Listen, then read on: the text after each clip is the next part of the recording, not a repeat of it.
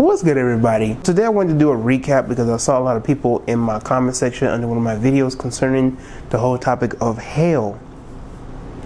It seems there are some religious Negroes that are in their feelings about what I had to say concerning the whole topic concerning hell and near-death experiences, and they even got mad at my podcast episode concerning the whole concept around hell.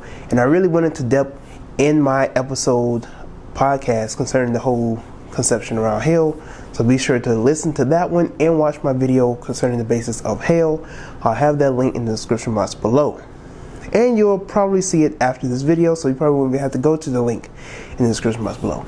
Nonetheless, what we're going to do is that we're not going to try and debunk it with facts. We're going to talk about common sense. See, as we know the 7 laws, the 7 Hermetic laws of the universe: the law of the mind, the law of correspondence, the law of vibration, the law of polarity, the law of gender, the law of rhythm, and the law of cause and effect. What we're going to be dealing with today, though, is the law of vibration, which deals with energy. Nothing is still. Everything in your house, everything in your body is constantly moving.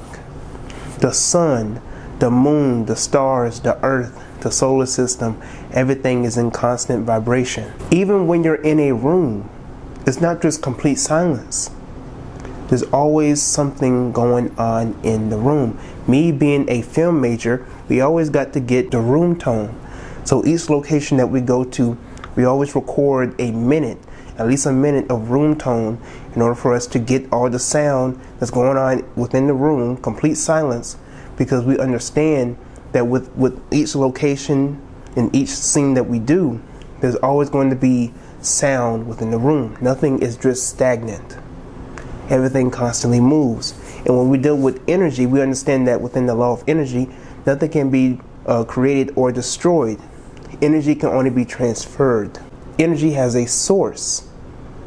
Energy may not be created or destroyed, but energy do have a source. And when we're dealing with the supreme consciousness and what you call the Most High, what other people call Yahweh, what other people call Allah, so on and so forth, we have to understand that the supreme consciousness of the universe, or the Most High, is the source of supreme energy, or all energy, because everything dwells within it, and in it dwells within all. All in all. You know, when you break down the word Allah, you're dealing with the all of the universal laws within the world. The makeup of your very body is arm, leg, arm, head. And within the length, angle, and width of the universe, you have universal laws. With that being said, we have to understand that if we are energy manifested in the flesh, if we are the Most High, or supreme consciousness, or supreme energy manifested in a flesh, and now we have a conscience, we have a soul, that would have to lead us to conclude that whatever is within us cannot be created or destroyed.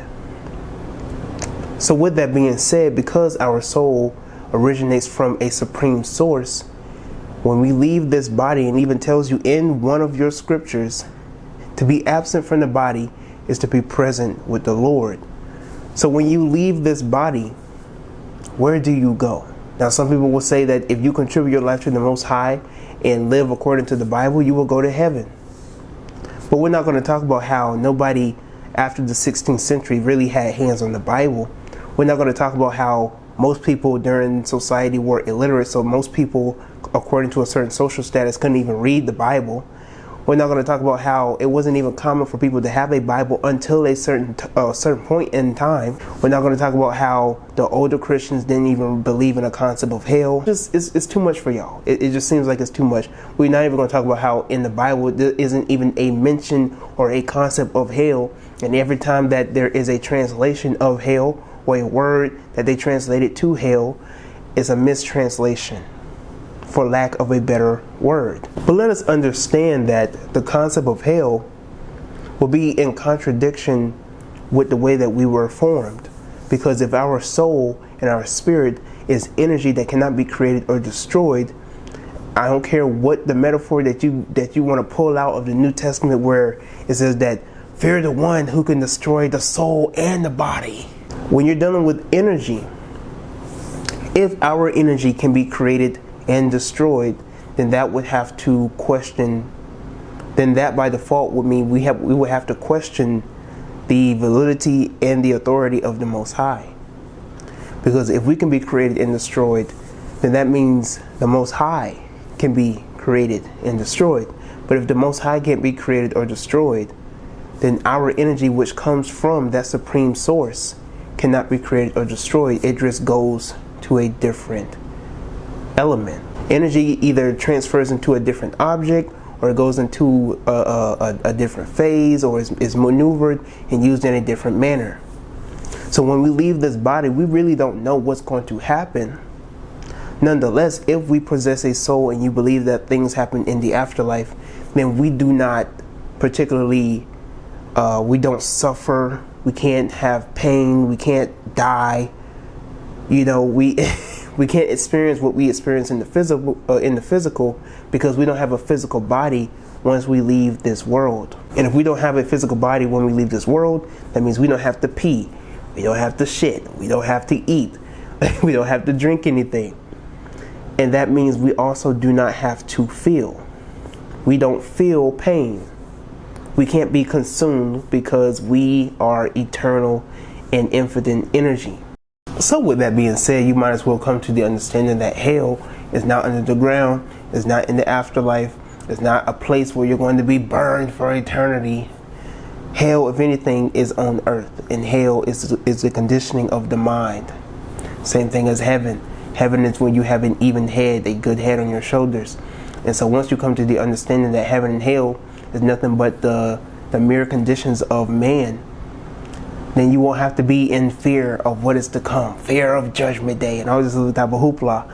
Understand that heaven and hell is on earth. As above, so below. As within, so without. But let me know how you feel about considering the subject at hand. This is no disrespect to anybody who believes that there is a heaven and a hell, or that there is going to be judgment day, or whether or not your name is written in the Lamb's Book of Life. But let's have a conversation about this in the comment section below, alright? Make sure you like the video, subscribe to my YouTube channel, and share this video with other people. Until next time, I'm Tyrone, and I am out. Me, myself, and I. Ride it dolo, hit me up, might not reply. Feeling focused, got my optics on the light. Feel on the prize, you compromise, go suicide. I pay the price, hey, just me, myself, and I. Ride it dolo, hit me up, might not reply. Feeling focused, got my optics on the light. Feel on the prize, you compromise, go suicide. I pay the price, hey.